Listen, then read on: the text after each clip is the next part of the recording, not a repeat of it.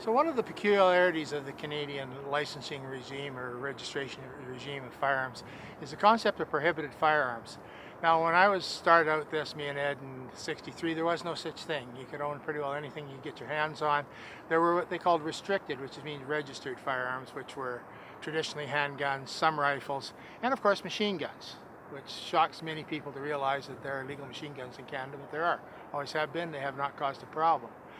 But in 1968, a new justice minister in the Liberal government of Lester B. Pearson, a guy by the name of Pierre Elliott Trudeau, did an intellectual tour de force, at least it was presented that way at the time. He rewrote the Criminal Code of Canada in an omnibus bill. An omnibus bill means it covers many different aspects of a particular subject. In amongst that, and this is when we lost juvenile delinquents and got young offenders and all sorts of stuff, there was a provision to allow the government to prohibit a firearm.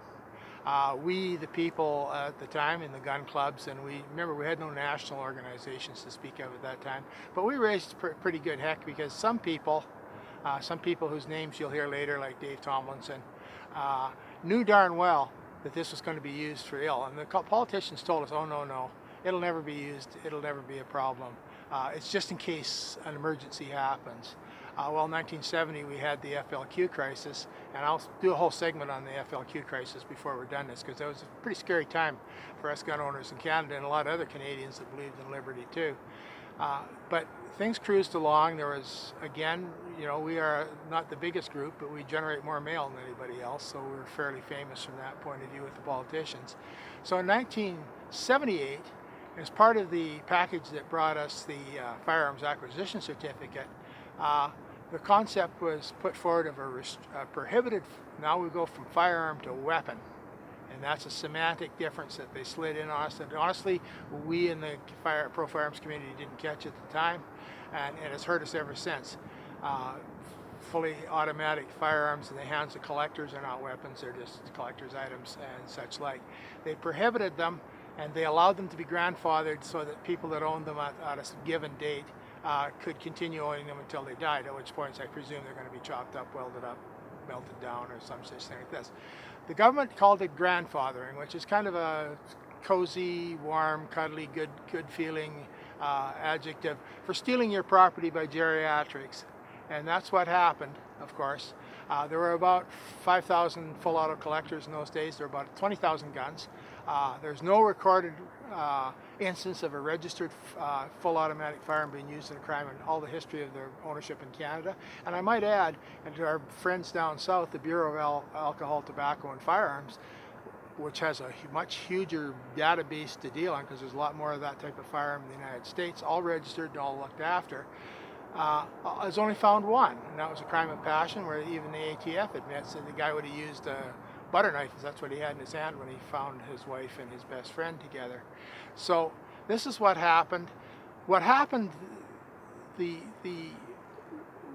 those of us that tried to fight it, we were fighting it on very theoretical terms, that this is just the opening wedge, the beginning of the downhill slope, the camel's nose in the tent, any simile you want to use. And we're told, no, it'll never happen again. And then they said, well, who needs a machine gun? Now, this is a real serious problem. When you hear that, you know who you're talking to. You're talking to an academic with a faculty club, communist or Marxist background, because Karl Marx and Friedrich Engels in the Communist Manifesto gave us that famous phrase, from each according to their ability, each according to their needs. We do not live in a communist command society.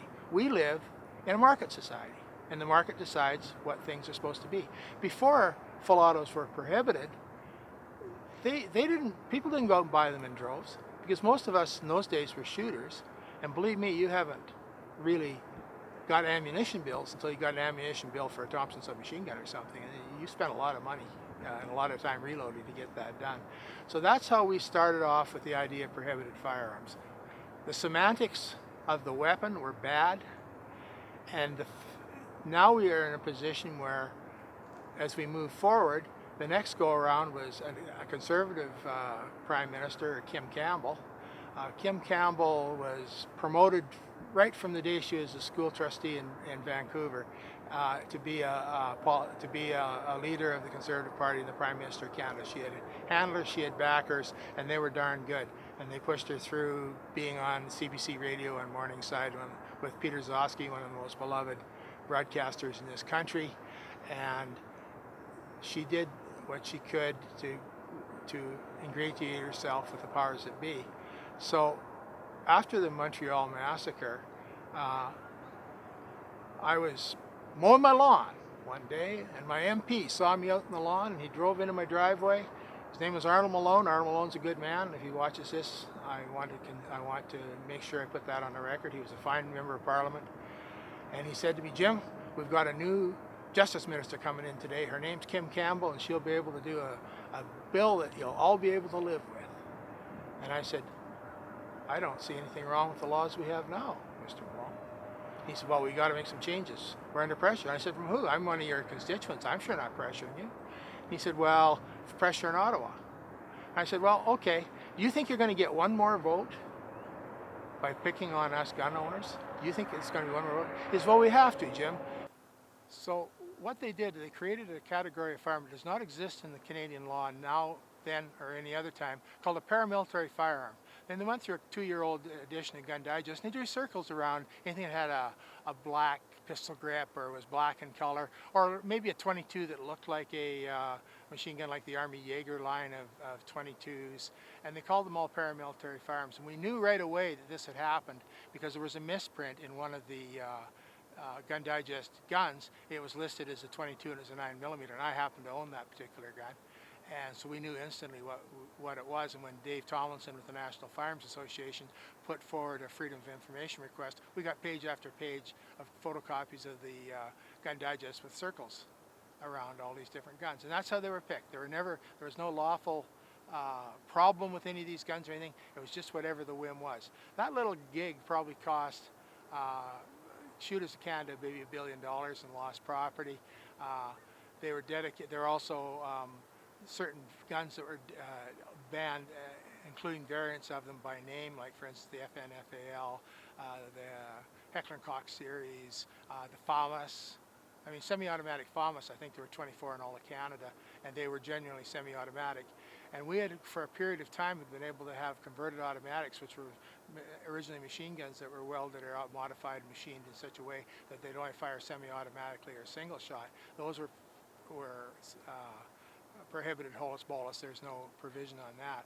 So we had the weird position with the FAMAS, but we got to keep our converted autos, but they were again grandfathered like the machine guns were. So if you were a collector of French firearms, if you had the 22 replica, it was a prohibited weapon.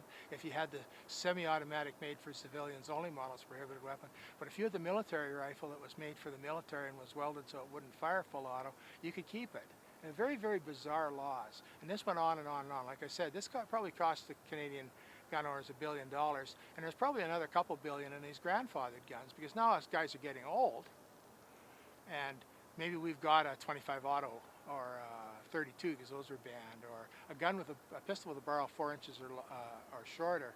Those were banned. So I have the odd experience of having a Colt Commander and a Glock 19, which have a difference of about 2 millimeters in the barrel. The Colt's legal and the Glock isn't. Very strange. And that's how these things went forward. Now the problem when we come to the present day is when we talk to the Prime Minister, he says, oh, we can't do anything about prohibited firearms. He's talking about firearms being imported that are not to the standard that the Canadian government wants. There's nobody in the gun community that denies the right of any sovereign state, including Canada, to control what crosses their borders. Notwithstanding NAFTA and things like that, this is a part of sovereignty. However, the guns that are already in clearly haven't caused any problems because they're still in the hands of their owners. And we're talking 20 years ago, ladies and gentlemen. That's a long time. Those guns should be able to be passed on to the next generation. I can't explain to a young person that comes and looks at a gun in my collection why he can't have it, because he's got essentially the same thing right now in the market that's got a different name. And this is an injustice that's got to be dealt with. For older people, this is a part of their estates that has been rendered worthless. And if we're going to talk to people, this is not about guns. This is about property and property rights. Thank you.